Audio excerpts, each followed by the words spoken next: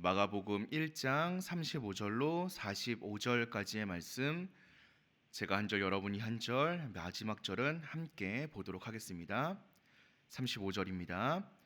새벽 아직도 밝기 전에 예수께서 일어나 나가 한적한 곳으로 가사 거기서 기도하시더니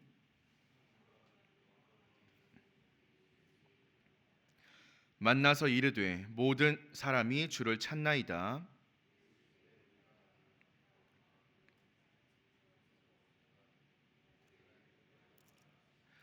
이에 온 갈릴리에 다니시며 그들의 여러 회당에서 전도하시고 또 귀신들을 내쫓으시더라.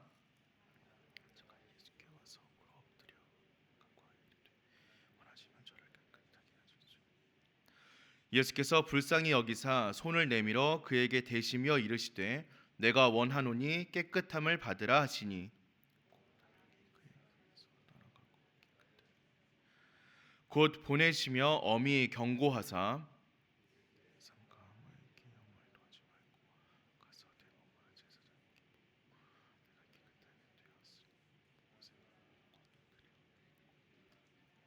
함께 보시겠습니다. 그러나 그 사람이 나가서 이 일을 많이 전파하여 널리 퍼지게 하니 그러므로 예수께서 다시는 드러나게 동네에 들어가지 못하시고 오직 바깥 한적한 곳에 계셨으나 사방에서 사람들이 그에게로 나아오더라. 아멘. 많은 사람들이 믿음을 통하여 또 신앙을 통하여 예수 그리스도를 통하여서 무언가를 얻기를 소망하는 사람들이 참 많이 있습니다. 예수님이 활동했던 당시에 예수님께서 사역하던 그 때에도 많은 사람들은 예수님께 병고침과 이적을 원했습니다. 하지만 우리가 잘 알고 있듯이 예수님이 사람들에게 정말로 주고자 하셨던 것은 이러한 것들이 아니었습니다. 오늘 우리가 함께 나눈 말씀을 통하여서 예수님께서 이 땅에 오신 진짜 목적이 무엇인가를 돌아보고자 합니다. 먼저 우리가 기억해야 하는 것은 예수님께서 이 땅에 오신 첫 번째 이유는 하나님 나라의 복음을 전하기 위함이었다라는 것입니다. 오늘 말씀은 예수님께서 하루를 시작하는 모습을 소개하고 있습니다. 예수님은 새벽 일찍이 일어나 사역을 준비하셨습니다. 35절의 말씀과 같이 예수님의 사역 준비는 한적한 곳에 가서 기도하는 것으로 시작하는 것이었습니다. 예수님께서는 기도하시면서 하나님의 뜻을 확인했고 사역의 기름 부음을 받았습니다. 그리고 이를 통하여 하나님의 놀라운 이적을 행하셨습니다. 하지만 많은 사람들은 이러한 예수님의 사역의 준비는 신경 쓰지 않은 채 그저 예수님이 행하신 이적을 바라보며 예수님을 찾아왔습니다. 그들이 예수님께 원하는 것은 그저 병을 고치는 것이었고 귀신을 쫓아내는 것이었습니다. 눈에 보이는 이적을 바랬습니다. 제자들이 예수님을 찾은 목적도 처음에는 많은 무리의 바람과 크게 다르지 않았습니다. 하지만 예수님께서는 제자들에게 자신이 이 땅에 오신 목적을 분명하게 말씀하셨습니다. 그것은 바로 마을들을 두루 다니며 하나님 나라의 복음을 전파하여 온 인류를 구원하시기 위함이었습니다. 병 고침 또 이적 역시 하나님 나라의 복음을 전하기 위한 도구였습니다. 우리는 이와 같이 예수님의 사역을 기억할 수 있어야 합니다. 예수님의 이 땅에 왜 오셨는지를 다시 한번 묵상할 수 있어야 합니다. 그를 통하여 우리는 눈에 보이는 이적이 아니라 또 우리의 삶의 변화가 아니라 하나님 나라의 복음에 집중할 수 있어야 합니다. 그것이 예수님께서 이 땅에 오신 이유이기 때문입니다. 예수님이 이 땅에 오신 또 하나의 목적은 불쌍한 영혼들을 회복시키기 위함이셨습니다. 오늘 말씀의 40절부터 등장하고 있는 이야기인데요. 한 나병 환자가 예수님께 나와 고쳐달라라고 간구합니다. 나병은 지금의 한센병인데요. 그 시대에는 고치기가 거의 불가능한 병이었습니다. 더구나 나병 환자는 율법적으로 부정한 자로서 사회로부터 격리되는 고통도 겪어야 했습니다. 나병은 한 사람의 인격과 삶을 완전하게 무너뜨리는 아주 무서운 병이었습니다. 다른 사람과 접촉해서도 안 되는 병이었습니다. 하지만 예수님은 이때의 사회적인 통념을 깨트리고 기꺼이 손을 내밀어 나병 환자에게 다가가셨습니다. 그리고 그 손을 나병 환자의 몸에 대셨습니다. 예수님께서는 그를 부정한 인간으로만 보신 것이 아니라 불쌍한 영혼으로 보신 것입니다. 복음을 전하는 예수님의 마음은 영혼을 불쌍히 여기시는 마음으로 충만했습니다.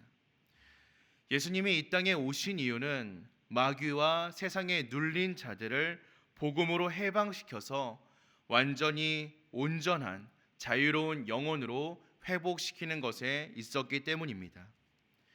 예수님은 긍휼을 베푸시기 위하여 이 땅에 오셨습니다. 그리고 이러한 예수님의 사역은 모두 하나님의 뜻을 이루기 위함이었습니다.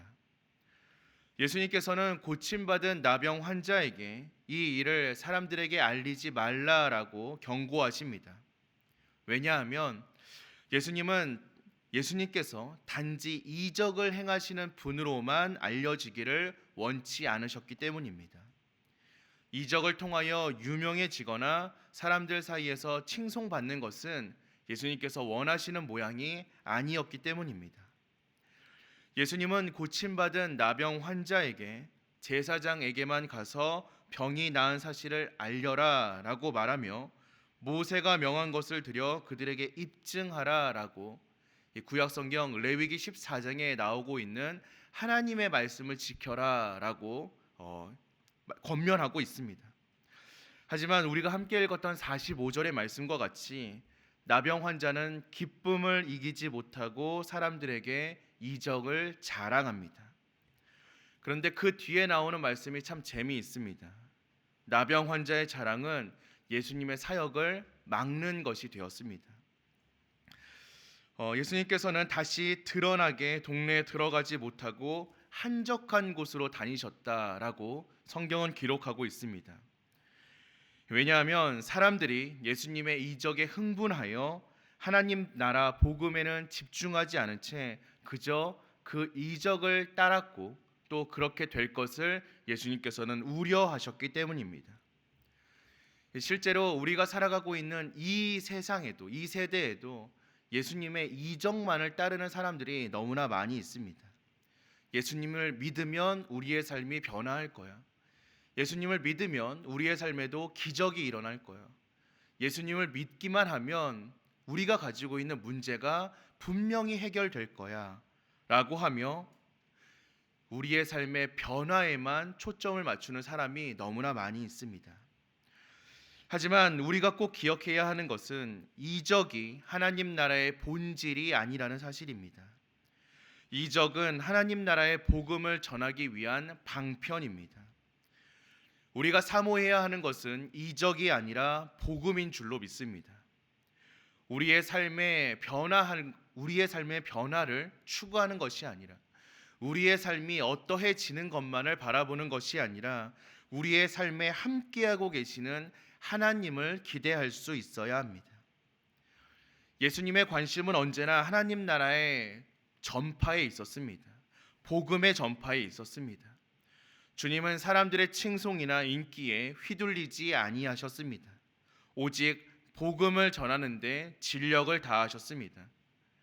종교적인 이적, 헛된 명예, 사람들의 인기에 유혹받는 것이야말로 우리가 멀리해야 하는 첫 번째 모습입니다. 복음만이 사람을 살릴 수 있고 복음만이 하나님의 뜻을 이룰 수 있습니다.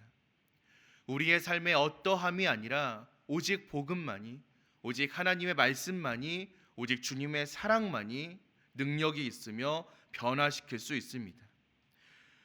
우리는 이 땅에 오신 이유를 끝까지 잊지 않으셨던 예수님의 모습을 기억할 수 있어야 합니다. 그를 통하여 우리도 우리의 삶의 어떠함이 아니라 또 세상의 어떠함이 아니라 그저 은혜의 자리로 나아오는 것을 사모할 수 있으며 하나님 말씀을 붙잡는 것에 집중하는 사람들이 되어야만 합니다. 또한 그것에서 멈추는 것이 아니라 우리 주변에 있는 사람들을 그 자리로 인도해낼 수 있어야 합니다. 우리와 같이 주변 사람들이 예수님을 만나 새로운 삶을 살 수 있도록 도와주는 것, 그것이 예수님이 이 땅에 오신 이유이며 또 우리를 통하여 원하고 바라시는 모양인 줄로 믿습니다. 오늘 하루 우리 사랑하는 정윤의 모든 교우분들 또 성도 여러분들께서 이렇게 예수님의 뜻을 기억하며 살아갈 수 있기를 소망합니다. 우리의 삶에 하나님의 능력이 임하여 변화되고 뒤집어지고 달라지는 모습도 너무나 좋지만 그것만을 바라보며 달려가는 것이 아니라 그 중심에 서 있는 하나님의 복음, 그 뒤에 있는 하나님의 나라를 바라보며 나아갈 수 있는 저와 여러분들이 되시기를, 그리고 우리가 만난 그것이 너무나 기쁘고 즐거워서 다른 이들에게도 그 자리를 소개할 수 있는 저와 여러분 되시기를 주님의 이름으로 축원드립니다. 우리 함께 기도하겠습니다.